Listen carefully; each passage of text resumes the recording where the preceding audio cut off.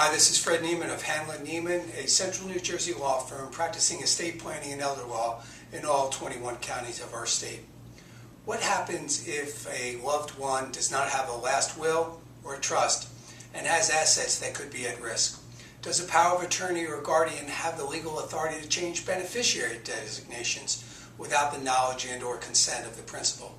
You may have watched my earlier video which discusses that a power of attorney and a healthcare directive representative cannot change the underlying documents when the person no longer has capacity, meaning you can't create a new will, you can't create a new trust.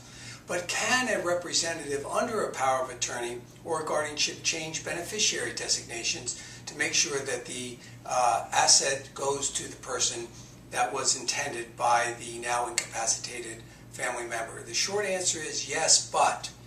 As relates to a power of attorney, yes, but the power of attorney has to give specific authority to the representative to change beneficiary designations. Otherwise, in the absence of such authorization, the answer would be no, a power of attorney could not.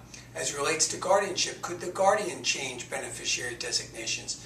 And the short answer is yes, but probably would be better served if as part of the guardianship they got court approval to demonstrate to the judge that it was actually in the intent of the incapacitated person to change beneficiary designations so that the assets could go to the intended beneficiaries and not have to deal with probate. The problem is when one is no longer legally competent, the documents that they have in place, what they did while they were still of sound mind and could make informed decisions, those are basically frozen.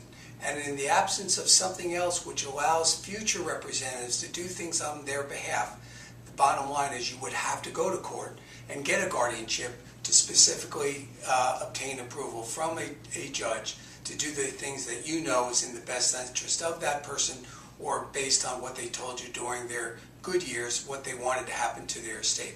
So if you have any questions about how one can go about accomplishing those objectives, if you're not sure whether the power of attorney or the terms of the guardianship authorize you to change beneficiaries, I want you to give me a call. Come on in.